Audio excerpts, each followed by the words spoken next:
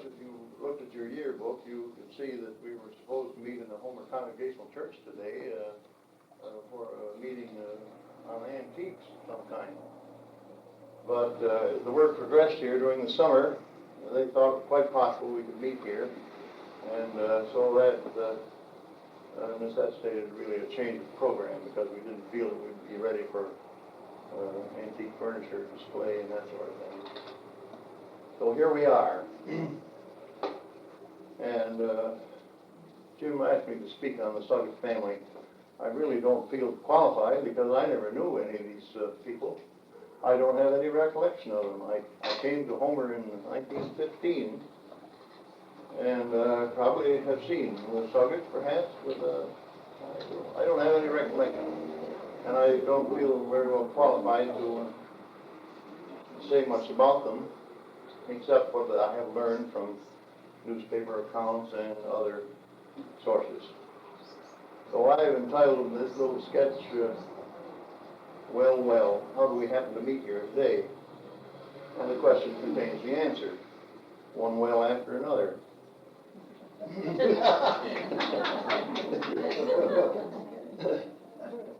Now, this fine home, of course, you are all familiar with that now, is, we occupy it now through the generosity of Mr. Chester Bertlebow, who was the grandson of James Suggett, who built it. It is with James Suggett that the story begins. Who was he? Where did he come from, and what did he do, and so on. From the obituary of James Suggett, published in the Cortland Democrat 76 years ago, this month, we learn that he was born in the north of England, near Scotland, in 1825. His father died when he was only 9 months old. In his infancy, James Suggett was baptized in the Church of England, a faith to which he always adhered. At a very early age, he worked to assist in supporting his family, the family. And when he was but 10 years old, he commenced to serve an apprenticeship as a hand weaver of fine and fancy linen, and only ceased working at that trade when machinery supplemented handwork. Now, as he grew in years and strength, the entire responsibility of the family was his. And he remained with and supported his mother until 1851, when he and his wife came to America and settled in Cortland. From the Cortland County Court, he obtained naturalization papers on May 26, 1857. He has been described as an honest, industrious citizen, a man of quiet disposition, highly respected for his sterling qualities. And if you look on the desk in the outer room here, the kitchen, the old kitchen, you'll see his picture. He was the inventor of several valuable devices and the first patentee of the driven well, which, by the way, of course, he did not invent. The idea had been in use in England for many years and had been published in a work entitled Mackenzie's 5,000 Receipts. Very much a misused word. I don't know why they didn't say recipes or formulas. But this type of well had a great appeal because it dispensed with the necessity of digging a large hole and stoning it up and drawing the water by means of a bucket or other ways.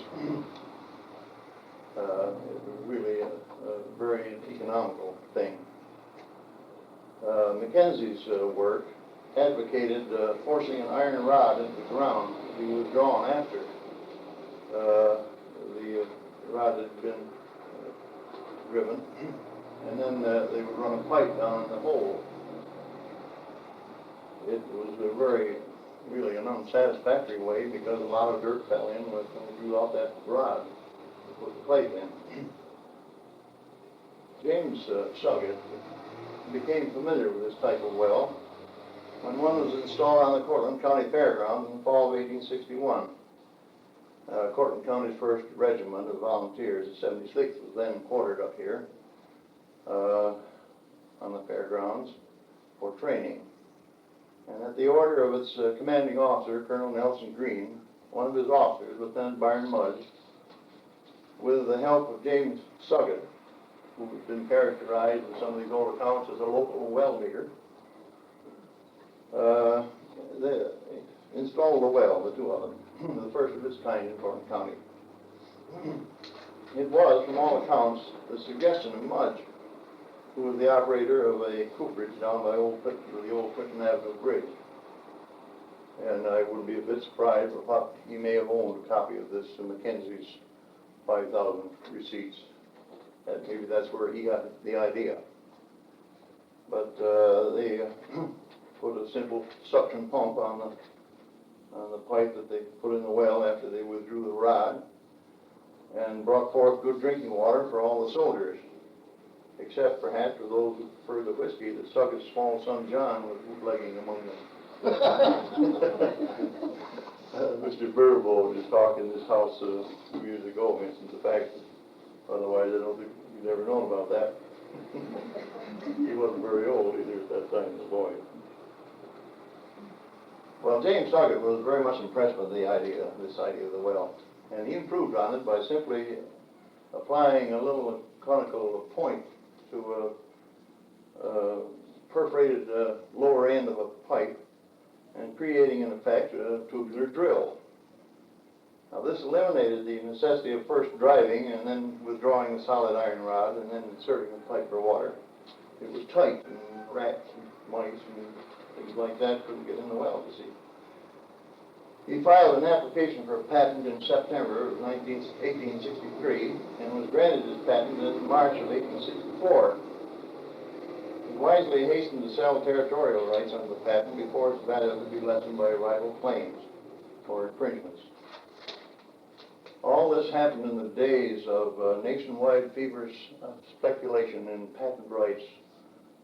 One of our big operators in patent rights, you may remember reading, was David Henn, who went around all over the United States selling patent rights for churns and washing machines, I suppose, and things like that. But in those years, patent rights were the big thing. Well, Suggett found a quick and ready sale for his patent rights. He didn't have to seek investors. They flocked to him. Of course, he did seek them, but I mean to say they came rolling right in. No question about it. It was a very fine idea. And according to an old news account, the lucky well digger was lifted from indigence to affluence. So by the end of the year, he was lodged snugly among the capitalists of the village. It's really quite a success story. The kind you dream about. Oh, I could only invent something to be rich. He got rich quick. There's no question about it. Both Mudge and the Colonel, Green, watched this profitable business and later obtained patents, the former in 1865 and the latter a year or two later. Both are based principally on the Mackenzie idea.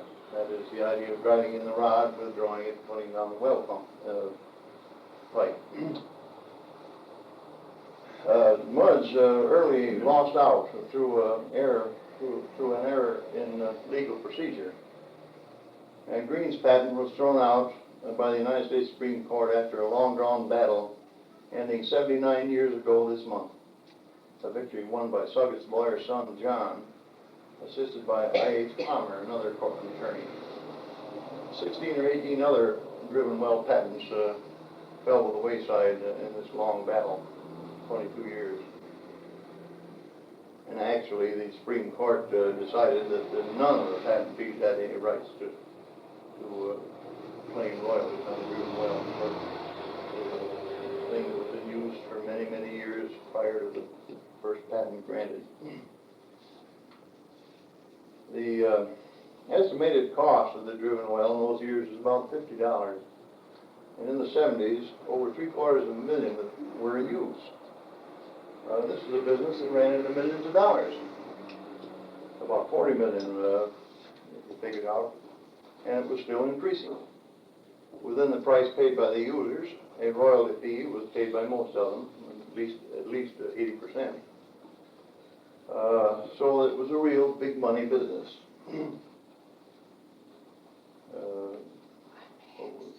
I'm not familiar with stocks and bonds, but I suppose a banker would say it was a good yielder. Is that right, Lon? A good yielder. Colonel Green was Suggett's chief competitor. He went about selling wells not only under his patent, but he claimed a royalty on all wells, all driven wells, claiming that he was the original inventor. His methods were extortional in character. Finding someone using a well not driven under his patent, he would summon the person into a court, but not in the local county court, but in one far enough away, we would say like Utica or someplace. It was far away that the cost of hiring a defense lawyer would be prohibitive. And then he would inform them that he'd settle for $40, $50 if they wanted to avoid the suit. Well, many of them paid, but it really was extortion and nothing else. Anyway, James Suggett's lucrative sales enabled him to acquire several tracts of land near his home on Homer Avenue, out here. This was Adams Street at that time. The largest lay between the streams we know today is Dry Creek and Otter Creek, right up the line here. The village of Cortland was beginning to expand rapidly, and many new building lots were made available from his holdings. Madison Avenue, west of Homer Avenue, was once labeled Suggett Street. You'll find that in the old 76 Atlas. It was Suggett Street, anyway, to its termination then at today's Floral Avenue, which was then called Clinton Street. Part of the tract includes today's Suggett Park, well remembered by many of you older people who lived in Clinton for years as the pasture for the family's horse and cow. Suggett Park was later acquired by the city for the park that now bears its name. In 1868, James Suggett built this house for his new home. This is what I'm told anyway. I haven't seen any papers to really did that as a matter to prove it. But I assume from what I read that it's probably so. He was, in 1868, he was worth a lot of money. There's no question about it. And like the members of the family who were to inhabit it for the following 60 years, it was ruggedly built.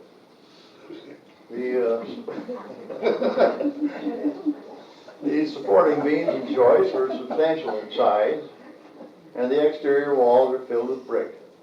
All these exterior walls between the wood beams that run vertically are filled with brick. It's a measure of draft and fire protection not found in many wood houses.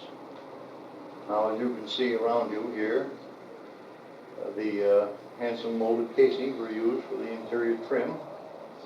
And in the style of the day, the dining room and the kitchen walls are wainscoted. The room in there, the beautiful room in which we had our noon lunch, was finished in a dark cherry finish. And the floor speaks for itself. It's a very beautiful floor, I think, of cherry and maple. A built-in copper sink in the kitchen. If you haven't seen it, look at it before you go. Complete with a pitcher pump at each end. Comprised the only fixed plumbing worthy of note.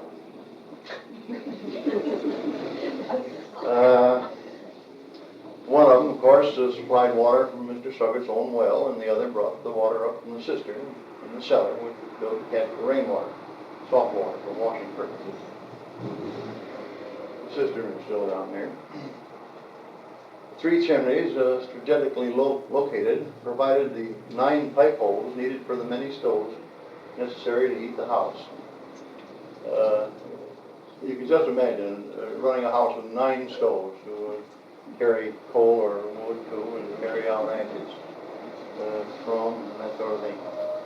Terrific proposition. But I counted 9 pipe holes. I suppose there were 9 stoves here in the earliest years. Of course, there'd be 10-foot ceilings downstairs here, 9-foot ceilings upstairs, so we took a lot of heat, I would think. In the days when these houses of this type, anyway, were constructed,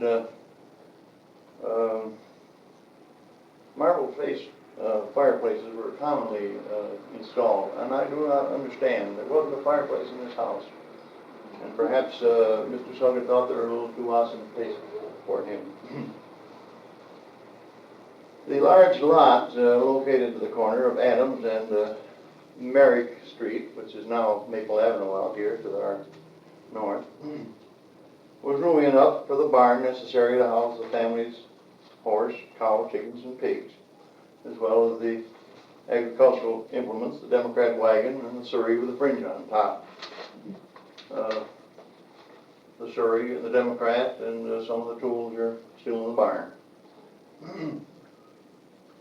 James Suggett died on October 16, 1890, survived by his wife, his son, John, and 3 daughters, Rosanna, Cora, and Flora. There was also a foster child, Jenny, who was maid of all work. I don't know, perhaps Rex knows for sure, whether Jenny was a relation, a distant relation, but that's what I have understood, that she was a distant relation. And she did the work around the house for many, many years and died there. Rosanna, the eldest daughter, married a Mr. C.A. Peckham, and their daughter was Mr. J. Chester Bertable, to whom we are indebted for the gift of this house. The son, John W. Suggett, was born in 1852 and received his early education in the village schools, and then attended the brand new Cortland Normal School, of which he was one of the first graduates. He went on to another new institution of learning nearby, Cornell University, a member of the class of 1872. After attending a year or so, he returned to Cortland to study law, or they used to say read law, in the office of Hiram C. Crandall, a former Cortland County judge. He was judge from 1859 to 1867, and a very fine judge from all reports. After being admitted to the bar, his practice was centered on patent law, in which he became foremost among the patent attorneys of the United States and foreign countries. He was an accomplished mathematician and linguist, proficient in 7 languages, Mr. Bertable told us. He even became proficient enough in the Chinese language to read it so that he could understand things and win a battle for in the patent courts for Chinese rights in lacquering China. Long after Judge Crandall died in 1881, Mr. Suggett maintained his office in Cortland, although much of his time was spent in the United States courts in Washington, D.C. and abroad.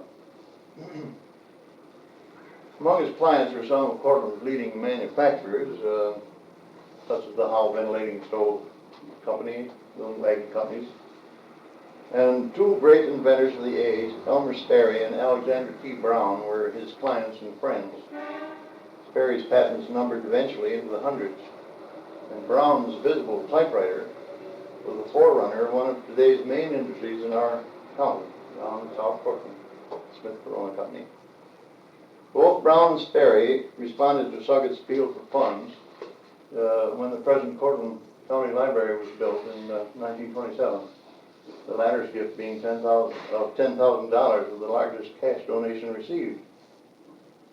In his hometown community, John Suggett's greatest interest was in the affairs of the state normal.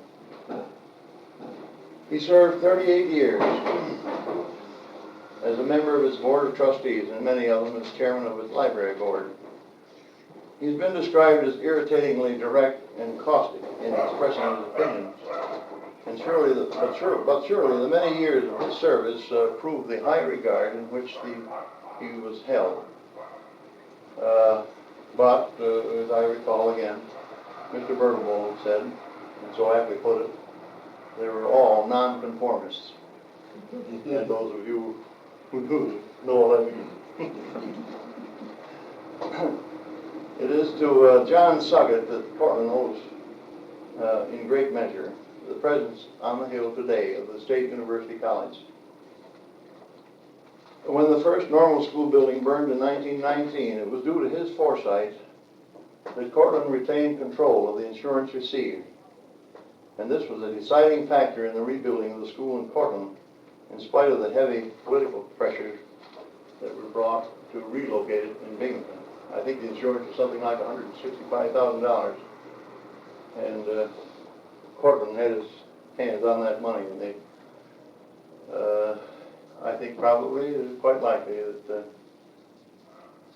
we can owe it, that we do owe all this to John Suggett, who thought up this idea of the city of Cortland paying the premiums and retaining control of the insurance money. He had to get a law changed to make that stick, and he did. Gator Brown, who, by the way, is the chairman of our, or is a member of our museum committee and working hard, and unable to be here, I'm sorry to say. Gator Brown was John Suggett's paper boy at one time.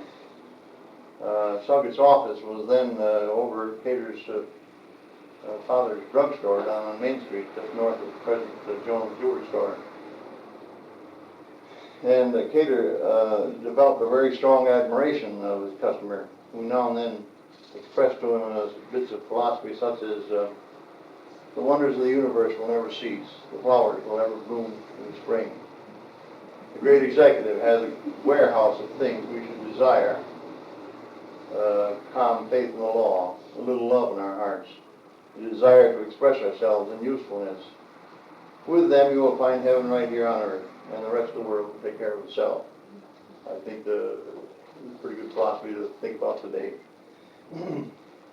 John Suggett and his twin sisters, Cora and Flora, and by the way, those of you who would like to see them once more, I have the photographs here that you may examine. But they remember the three of them, those who know them, as rugged individualists in character and people of extensive physique.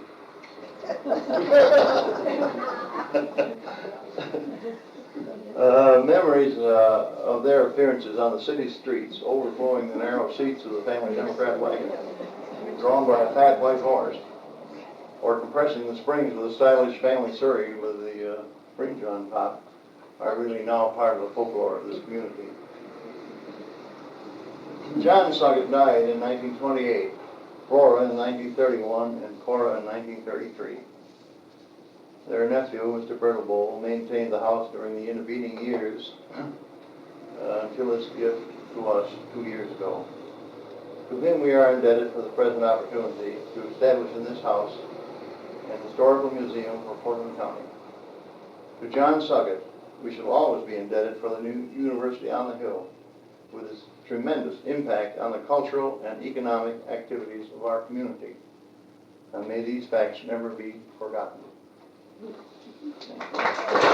you.